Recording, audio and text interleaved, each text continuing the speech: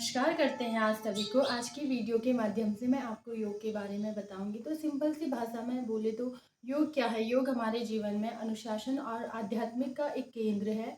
तो अगर हम कहें तो बिना योग के जीवन भी नहीं है।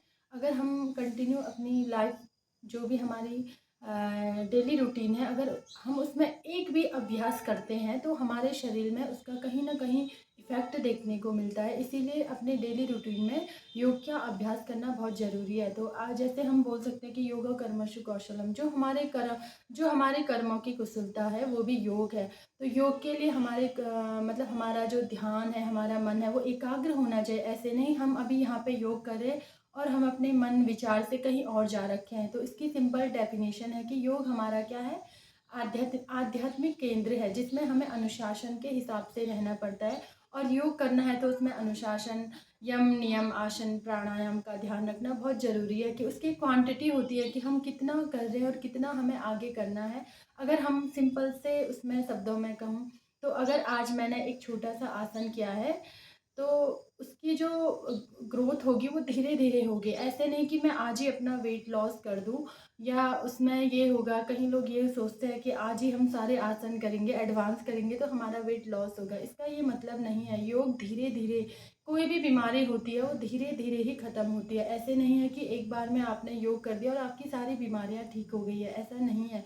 इसीलिए योग को अपने जीवन में अपनाएं और योग का अभ्यास जारी रखिए। अगर आपको इस वीडियो के माध्यम से मैं आगे भी बताती रहूँगी कि कौन से आसन करने से क्या लाभ होते हैं और हम इन आसनों को क्यों करते हैं। अगर आपको ज़्यादा जानकारी चाहिए तो आज मैंने योग के बारे में बताया और अब हम चलते हैं अपने खाने की ओर। तो आज मैं खाने में बना रही हूँ लौकी के कोफ्ते। जैसे कि आपको पता होगा, मुझे तो बहुत पसंद है लौकी के कोफ्ते। और आप लोगों को कैसे लगते हैं बनाने भी और खाने भी? मुझे तो बहुत शौक है खाना बनाने का पहले से ही। तो आज मेरा मन किया चलो लौकी के कोफ्ते बनाते हैं। तो यहाँ पे मैं आपसे अपनी लौकी के कोफ्ते की रेसिपी शेयर कर रही हूँ कि मैं ऐसे बनाती हूँ और आपका तरीका कैसे, आप कमेंट करिए, मुझे बताइए कि आप लोग कैसे कैसे लौकी के कोफ्ते बनाते हो। तो चलो देखते हैं मैं कैसे बनाती हूँ और आपका तरीका कैसा है। वीडियो में बने रहिए और आप देखते रहिए कि लौकी के कोफ्ते मैं कैसे बना रही हूँ। सबसे पहले मैंने लौकी को कद्दूकस किया था और बेसन में उसे मिक्स किया। उसमें हरी मिर्च, धनिया, लहसुन सब मिक्स करके एक ही साथ डाल दिया। और उसके बाद मैंने गैस में कढ़ाई को रखा, उसमें ऑयल डाला।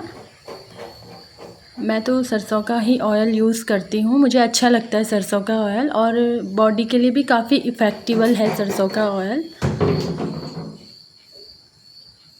ये तो हल्की आंच में गरम हो रहा है।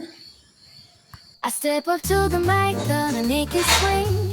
Feel the rhythm in your bones, let the music sing. Got that poppin' beat, gonna make you move. Dancing on the floor in the swinging groove. Clap your hands now, let the trumpets sound. Swinging to the left and swinging to the right, no room for worries. Just let go and be free. When the swinging pop, come and join the spree. Swinging melodies, taking us high. जब तक oil गर्म होता है तब तक मैं लहसुन, प्याज, हरी मिर्च और टमाटर को मिक्स करके जार में निकाल दिया। और अब मैं छोटे छोटे इसके पकोड़े बना रही हूँ, क्योंकि आपके हिसाब से छोटे बनाओ, मोटे बनाओ, बड़े बनाओ, जैसे आपको पसंद है। मैं तो छोटे छोटे ही बनाती हूँ, देख रहे होंगे आप। अब मैं इन पकोड़ों को तलती हूँ तेल में, क्योंकि तेल भी गर्म है। लेकिन मैं हमेशा कम आंच में ही पकोड़ों को तलती हूँ ताकि वो थोड़ी क्रिस्पी हो जाए। और पकोड़े तो बन ही रहे हैं, जैसे आप देख रहे होंगे। पकोड़े उनके बस तैयार होने वाले हैं।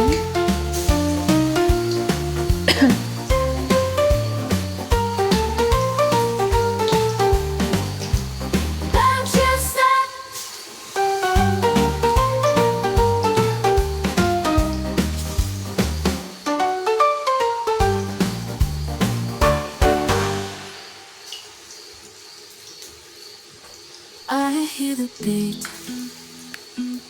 it's in my chest. Got me feeling some kind of way. I confess the rhythm takes over, no room to rest. My heart's dancing, it's a love conquest. Oh, the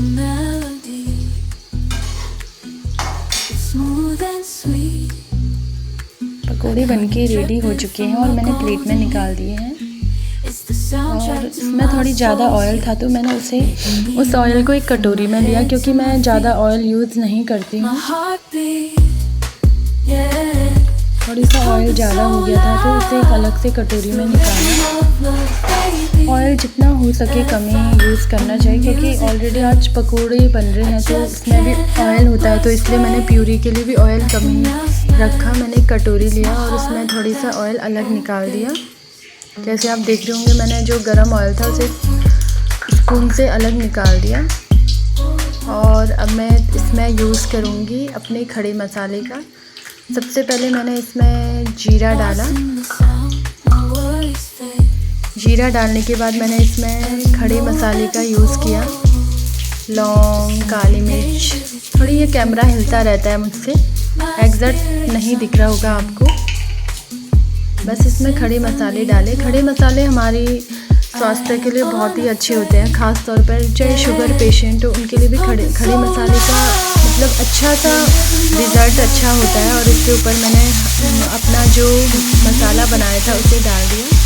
प्याज, लहसुन, टमाटर का जो प्यूरी था उसे डाला और इसे मिक्स कर दिया।